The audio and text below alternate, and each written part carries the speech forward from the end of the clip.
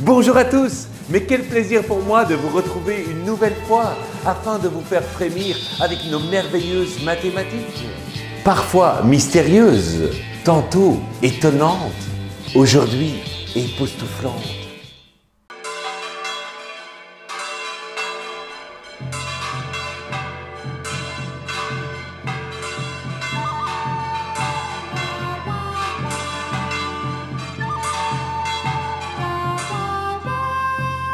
Une foule de curieux se presse dans la nef. Pourtant, contrairement aux apparences, cette foule ne vient pas assister à une messe. Oh, non!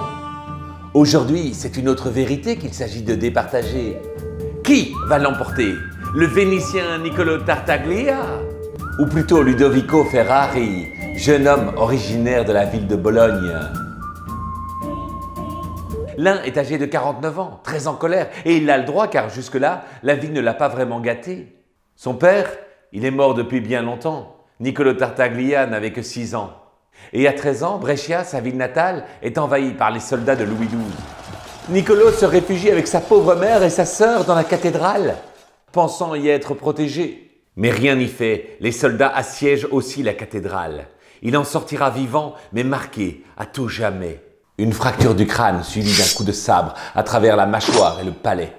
D'ailleurs, son nom Tartaglia n'est qu'une conséquence de ce jour. La blessure au palais lui a laissé un défaut d'élocution qui mettra beaucoup de temps avant de disparaître. Tartagliare signifie bégayer en italien.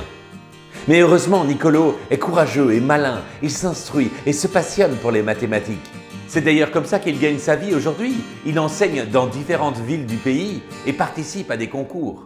Pas des concours comme vous imaginez, hein, non, non. Au XVIe siècle, la réputation d'un mathématicien se construit en démontrant ses connaissances.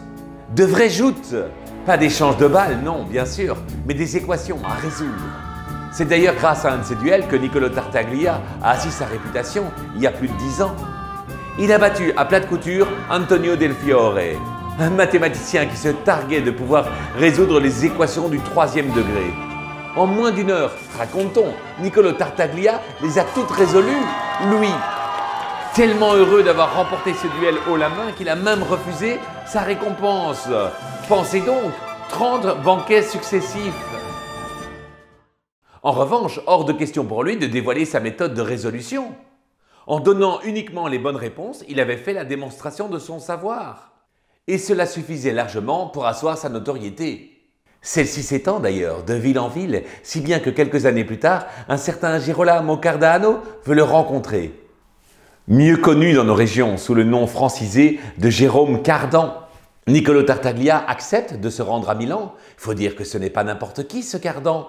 Un intellectuel, non seulement un médecin, ordre pour lequel Niccolò Tartaglia a beaucoup de fascination, mais aussi un ingénieur, un parieur, un touche-à-tout.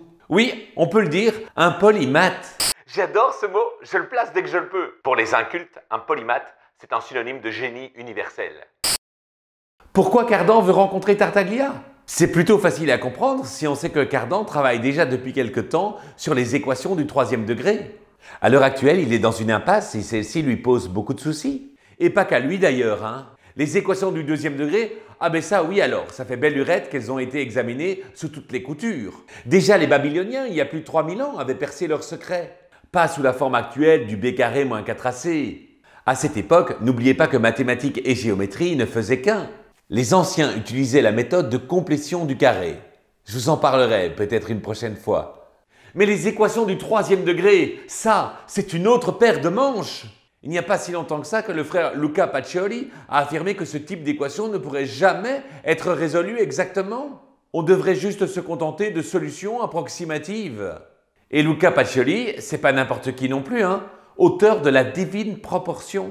C'est lui qui a ressuscité le nombre d'or. Vous comprenez donc maintenant que quand Cardan apprend que Tartaglia a résolu le problème, il veut s'en emparer. Au départ, Tartaglia refuse évidemment, mais après plusieurs entretiens, Cardan arrive à le convaincre. Il faut dire qu'il manie avec brio l'art de la parole. Niccolò, je vous jure par les saints évangiles, je vous en réponds sur mon honneur de ne jamais publier votre découverte si vous me la révélez. Et dans la nuit du 25 mars 1539, Tartaglia révèle son plus grand secret. Écoute, Girolamo. Quando cubo con le cose apprezzo. Quand le cube, avec les choses, c'est aguaglia a qualche numero discreto, est égalé à un nombre arbitraire. Je vous mets la suite du poème dans le descriptif de la vidéo. Et promis, j'arrête de parler italien, car vous l'avez compris, les langues, c'est pas mon fort. Ah ben oui, c'est que c'est un artiste, notre Niccolò Tartaglia. Bègue, peut-être. Poète, certainement, car c'est vraiment sous cette forme qu'il confia son secret à Cardan. Et naïf, assurément. Oh, durant quelques années, Cardan honora sa promesse de garder le secret tant convoité.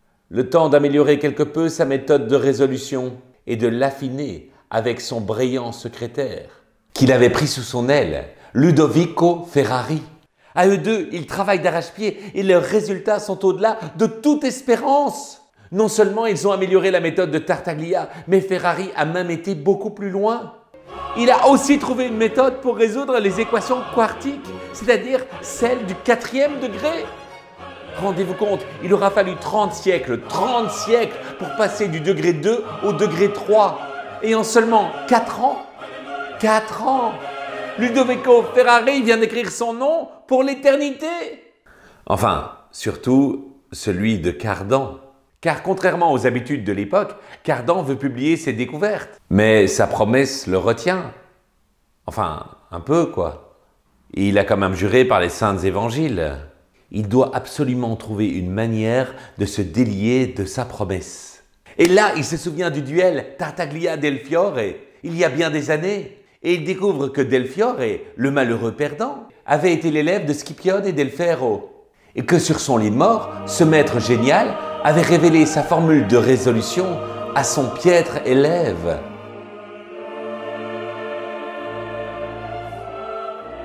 La formule avait donc été découverte avant Tartaglia. Il n'était donc pas le premier. Il n'en suffit pas plus à Cardan pour se sentir libéré, délivré, je ne mentirai plus jamais. Libéré, délivré, c'est décidé, je m'en vais. Jérôme Cardan publie alors Ars Magna. Cela signifie ni plus ni moins que le grand art. Un ouvrage qui traite en long et en large les méthodes de résolution des équations cubiques et quartiques. Évidemment, il ne mentionne nulle part le nom de Tartaglia ou même celui de Scipione et Del Ferro, qui est donc finalement le premier mathématicien à avoir découvert la formule jalousée. Vous comprenez bien maintenant pourquoi Tartaglia est en colère. Oh, bien sûr, il a réagi, il ne s'est pas laissé faire. Quand Cardan a publié son Ars Magna, il a alors décidé, lui aussi, d'exposer ses théories.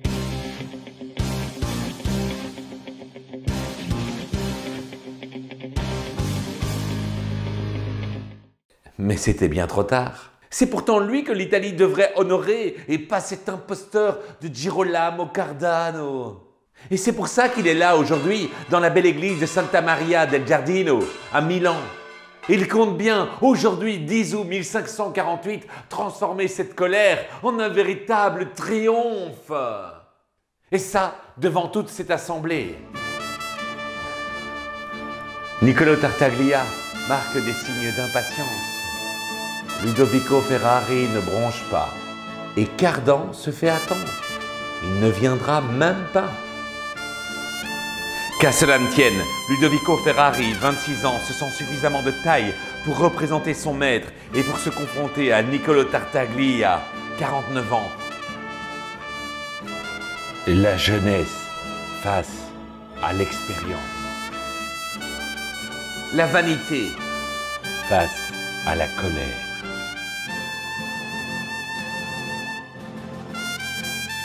Dernier acte d'une querelle incroyable.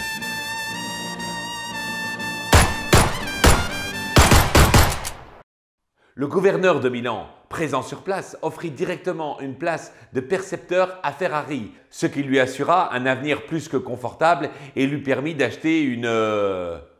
Ça me démange déjà depuis le début, fallait que je vous la fasse, pardon. Mais bon, il faut croire que l'argent ne fait pas le bonheur parce qu'il finit empoisonné à l'arsenic par sa propre sœur. De son côté, suite à sa défaite, le pauvre Tartaglia perdit son poste d'enseignant qu'il venait d'obtenir. Il mourut 9 ans plus tard. En fait, vous l'avez déjà compris, celui qui tira le mieux son épingle du jeu, ce fut Girolamo Cardano. Son honneur était sauf et désormais les formules connues et répandues sous son propre nom. Comme quoi, les absents n'ont pas toujours tort. Et au fait, si certains d'entre vous, passionnés de mécanique, sourient au mot de Cardan, ne pensez surtout pas que c'est une étrange coïncidence. C'est encore lui aussi qui est à l'origine de cette articulation. Un polymathe, je vous disais. En mathématiques, ça porte le nom d'un effet surprenant, un effet étonnant, un effet que moi, j'ai pris l'habitude d'appeler l'effet. On se retrouve la semaine prochaine pour un nouvel épisode. D'ici là, portez-vous bien. Des bises!